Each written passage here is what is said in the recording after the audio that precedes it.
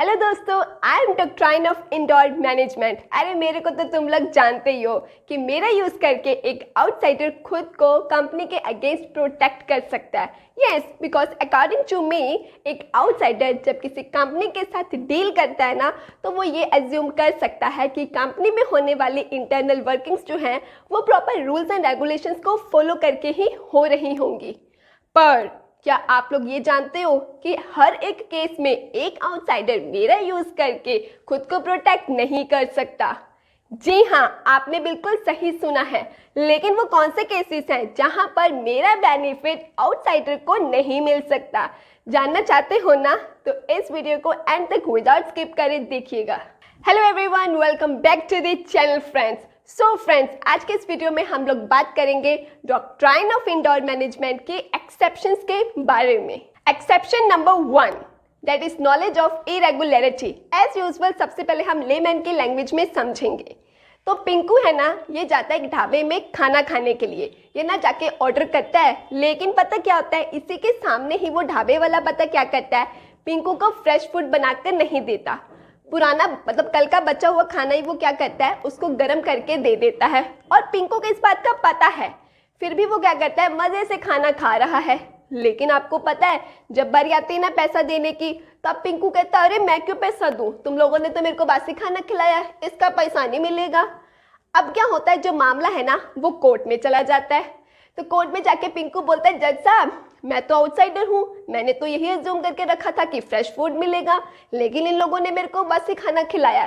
तो कहता है ये इनकी गलती है, अब मैं पैसा क्यों भरूँ? तो जज साहब कहता, पिंकू बेटा जरा बात सुन। कहता तेरे को पता था ना इस बारे में कि उन्होंने तेरे को बासी खाना दिया है? पता था, पता होते हुए भी तुमने वो खाना खाया है, तो गलती किसकी है? तुम्हारी। अब यहाँ पर वो ढाबे वाला लायबल नहीं है, क्योंकि जज साहब का कहना ये था कि अगर एक पर्सन को, एक आउटसाइडर को इस बारे में पहले से ही पता है कंपनी की इरेगुलरिटी के बारे में, तो उस केस में फिर वो बाद में खुद को डॉक्ट्राइन ऑफ इंडोर मैनेजमेंट का यूज़ करके प्रोटेक्ट नहीं कर सकता।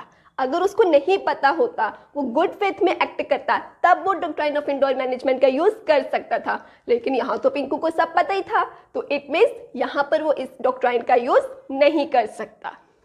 अब इसी पॉइंट को हम लोग एक इंटरेस्टिंग केस लो के साथ समझते हैं। होता पता क्या है फ्रेंड्स, 1888 में एक आइवोरी कंपनी थी। इस कंपनी के आर्टिकल ऑफ एसोसिएशन में ना एक प्रोविज़न थी। सुनिएगा क्या था वो? ये था प्रोविज़न कि जो कंपनी के डायरेक्टर्स हैं ना, वो अपने बिहाफ पर 1000 पाउंड तक का क्या है, लोन ले सकते हैं। लेकिन अगर उनको 1000 पाउंड से ज़्यादा का लोन लेना है तो उसके लिए उनको जनरल मीटिंग में स्पेशल रेजोल्यूशन पास करवाना था। बट एक दिन पता क्या होता है, इस कंपनी के डायरेक्टर्स, एक डायरेक्टर से ही क्या है, डिबेंचर्स के अगेंस्ट 3500 पाउंड्स का लोन ले लेते हैं, but without passing special resolution at general meeting. तो अब जब बारी आई पैसा वापसी की, तब क्या होता है, कंपनी कहती है कि वो सिर्फ और सिर्फ 1000 पाउंड्स के लिए ही जिम्मेदार है। वाई? क्योंकि आर्टिकल ऑफ एसोसिएशन के अकॉर्डिंगली डायरेक्टर सिर्फ 1000 पाउंड तक का ही लोन ले सकते थे। उसके ऊपर का लोन लेने के लिए उनको स्पेशल रेजोल्यूशन पास करवाना जरूरी था, जो उन्होंने नहीं करवाया। तो जब मामला कोर्ट में गया तो कोर्ट ने क्या बोला कि यस, बिल्कुल सही बात है, कंपनी सिर्फ 1000 पाउंड तक के लिए ही लायबल है, बाकी का 2500 पाउंड डायरेक्टर्स को खुद ही चुकाना पड़ेगा। बट जो डायरेक्टर्स हैं ना, वो कहते हैं, जज साहब डॉक्ट्राइन ऑफ इंडोर मैनेजमेंट के अकॉर्डिंगली कंपनी ने रेजोल्यूशन पास नहीं करवाया, तो ये तो कंपनी की गलती है। कहता हम क्यों भुगतान करें? तो इसको भी जज साहब ने पिंकू की तरह ही बोला कि और डायरेक्टर उठ बेटा जरा जाग, तेरे को मैं बताऊं, बात सुन मेरी। जज साहब डायरेक्टर को कहते कि सुन डायरेक्टर, तू तो खुद ही इस कंपनी का डायरेक्टर है, तेरे को तो पता ही था कि रेजोल्यूशन पास नहीं हुआ। कहते तेरे को पहले से ही नॉलेज थी इस बात की, तेरे को इन्फॉर्मेशन थी कि कंपनी में इरेगुलरिटी हुई है, रेजोल्यूशन पास किए बिना लोन लिया गया है, तो यहाँ पर गलती तुम्हारी है, यहाँ पर तुम खुद को इस डॉक्ट्राइन का यूज़ करते हुए प्रोटेक्ट नहीं कर सकते। अब बात करते हैं सेकंड एक्सेप्शन की। लेकिन यार, सेकंड पॉइंट समझने से पहले ना तुम लोग मेरे को एक बात बताओ। अगर मान लो आपके स्कूल या फिर आपके कॉलेज का पियोन आके आपको बोले कि बेटा 10 दिन बाद ना तुम्हारे फाइनल एग्जाम शुरू है, तुम लोगों के माइंड में एक बात आएगी ना कि यार एक बार अपने क्लास टीचर से तो कंफर्म कर ले, आएगी ना बात माइंड में। मुझे पता है तुम लोग स्मार्ट हो, लेकिन ना जो आनंदलाल बिहारी थे ना, वो बिल्कुल भी स्मार्ट नहीं थे। यस, केस लो, सुनो, समझ में आएगा।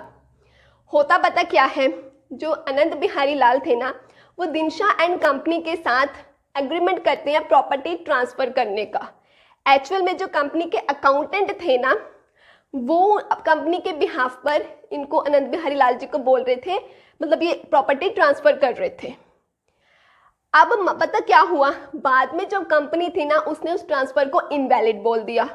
वाई? क्योंकि कंपनी का कहना ये था कि अकाउंटेंट के पास तो इस बात की पावर ही नहीं थी, उसके पास ये राइट ही नहीं था कि वो कंपनी के प्रॉपर्टी को ट्रांसफ़र कर सके।